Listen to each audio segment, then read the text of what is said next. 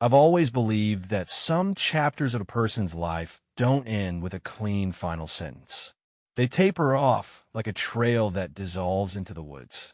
You walk until the path fades, and then you keep going because stopping feels stranger than moving forward. That's how my first chapter ended, the one you already know. The cabin, the mountains, the quiet life I built as a sort of refuge from everything that felt unfinished inside me. But the thing about quiet places is this: they don't erase your thoughts. They amplify them. That's where this next part of my story begins. Not with an event, not with a person, but with the moment I realized the quiet around me wasn't actually quiet at all. It was an invitation, a kind of space I hadn't allowed myself before.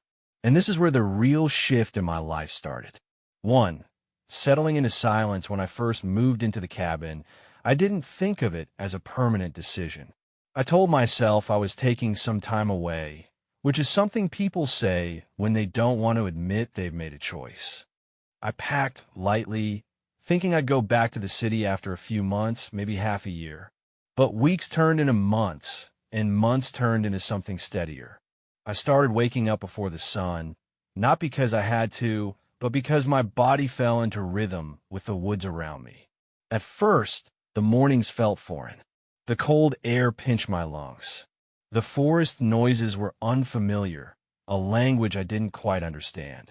But the longer I lived there, the more those sounds became neighbors.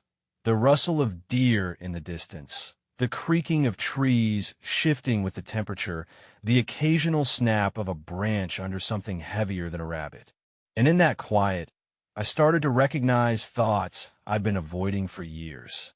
Thoughts about my past, about the people who shaped me, about who I'd become and who I hadn't. The mountains didn't give me peace. They gave me permission to stop pretending. 2.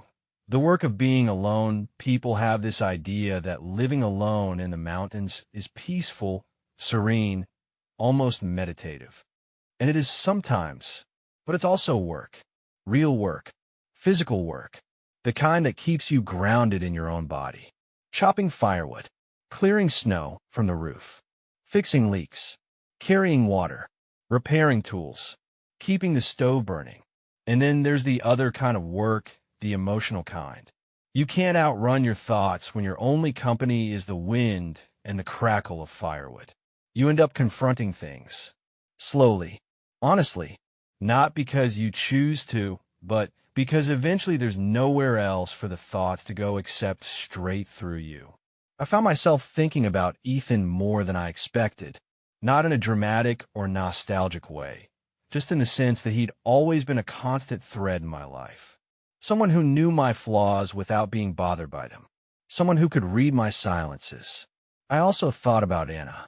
Not about the heartbreak, that part had softened over the years, but about who I was when I was with her. Younger, more certain I could shape the world with my decisions. More naive, but also more hopeful. In the cabin, surrounded by the stillness of the mountains, I realized something important. I didn't miss the relationship. I missed the version of myself who believed that life would make sense simply because I wanted it to. That version of me was long gone, but I still wanted to meet whatever version would come next. 3. The day the snow fell wrong. One memory stands out to me from those early months living alone. It wasn't profound or emotional. It was practical and, in its own way, transformative. It happened during my first winter there. The kind of winter that tests whether you belong in the mountains or whether the mountains will politely suggest you try living somewhere a little less. Fatal. It was late January, and it had been snowing for days. Thick, heavy snow with no intention of stopping. I woke up to the sound of wind beating against the cabin walls, and when I opened the door, I found snow piled nearly to my knees. I wasn't worried at first. Snow was normal, expected, but as I stepped outside, I heard a deep, low rumble like thunder, but from the wrong direction. I froze. It wasn't thunder. It was the avalanche path on the ridge above my land shifting under the weight of new snow. I couldn't see it from the cabin, but I could feel in my ribs. a dull vibration that reminded me how small and unimportant I was compared to the forces around me. Nothing came down that day, not on my land at least, but the sound stayed with me. It was a reminder that nature wasn't a backdrop. It was an active participant in my life. That night, sitting by the fire, I realized something else. The mountains didn't care why I was there. They only cared whether I respected them enough to stay alive. In a strange way, that realization grounded me.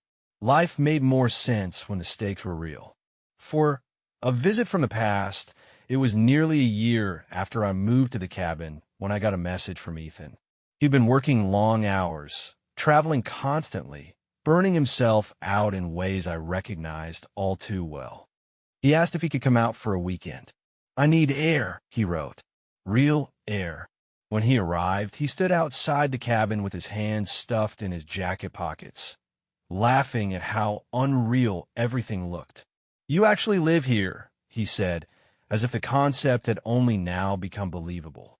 We spent the first day hiking. Or rather, he spent the first day gasping for breath while I pretended not to notice. We talked about everything except the things that mattered, the things we were actually thinking about. That was our way. Always had been.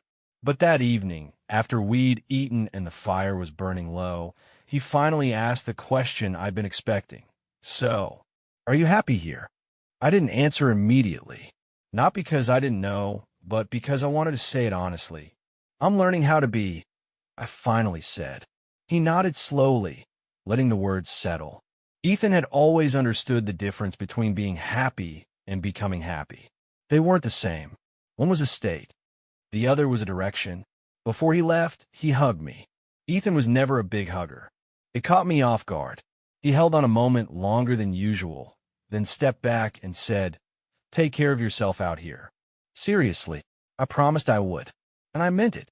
5. The letter I didn't expect months passed. Seasons shifted. Snow melted. Grass returned. Birds migrated back. Life moved in its slow, dependable rhythm. And then one day, I received a letter. A handwritten letter. From Anna. The moment I saw her handwriting, something in me tightened. Not fear, not excitement. Something deeper, quieter. A shift in the air. Inside, she wrote that she had moved back to Colorado for a while to take care of her mother, who wasn't doing well. She said she had been meaning to contact me, but wasn't sure if she should. Not because of tension, there wasn't any, but because enough years had passed that she didn't know what version of me she was reaching out to. At the end, she wrote, "If you ever feel like catching up, I'd like that." No expectations. I didn't write back immediately.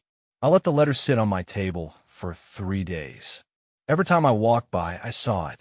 Every time I poured coffee, I glanced at it. And slowly, I realized something. I wasn't afraid of the past anymore. So I wrote back. I'd like that too. 6. Preparing for a meeting I couldn't predict a week later, we agreed to meet in town. A small cafe near the edge of the river. Neutral ground. Familiar enough not to be awkward.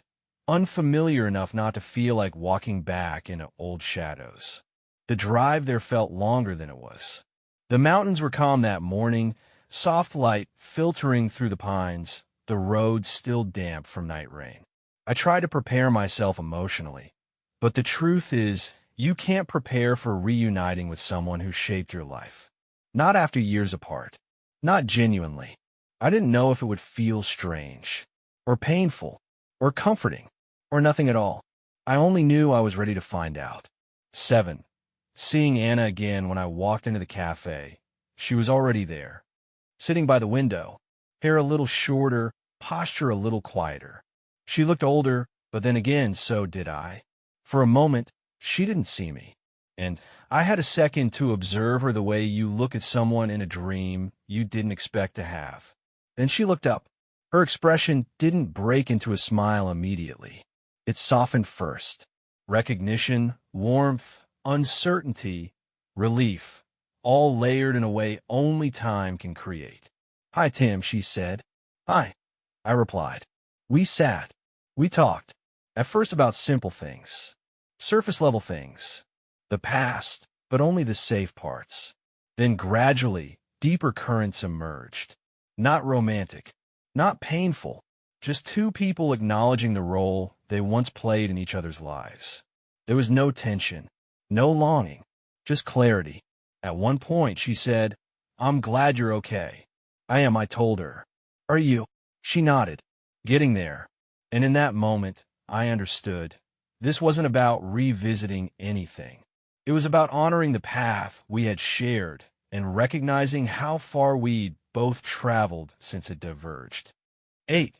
What I learned in that conversation meeting Anna didn't reopen old wounds. It closed the ones that had been waiting quietly to heal. I realized something I hadn't articulated before. You don't move on from people by forgetting them. You move on by understanding the place they held in your life and accepting that the place has changed. When we finally stood to leave, she hugged me. It wasn't emotional or heavy. It was something simpler, a gesture of kindness, a bookmark placed gently in a chapter that had long since ended. We didn't make promises to meet again. We didn't need to. The moment had already done what it was meant to. 9. The return to the cabin, driving back into the mountains afterward felt different. Not because anything in the landscape had changed, but because I had. The air felt clearer. The forest felt more welcoming. The cabin felt more like a continuation rather than a retreat. I realized then that solitude wasn't something I ran to, it was something I grew into. My life wasn't missing anything. It was simply unfolding at a pace most people never get the chance to experience. 10. What comes next? The truth is, I don't know where my story goes from here. But for the first time in my life, that uncertainty doesn't scare me. I spend my mornings walking the ridge trail. I spend my afternoons carving wood, repairing the cabin, learning new skills because they interest me, not because they're required. I talk to Ethan every few weeks. I check in on Anna's mother's health from time to time, not out of obligation, but out of genuine care. The mountains remain my companions. And the silence, they speak to me more clearly than any city ever did. I'm not searching for meaning anymore. I'm living it. Slowly, steadily, honestly. And maybe that's the real story. Not the dramatic parts. Not the relationships or the heartbreaks. But the quiet moments in between. The ones where you finally understand the shape of your own life. My name is Tim. I live in a small cabin in Colorado. And for the first time, I'm exactly where I'm meant to be. If you're enjoying these stories, feel free to subscribe and leave a like. It helps the channel grow, and it really means a lot to me.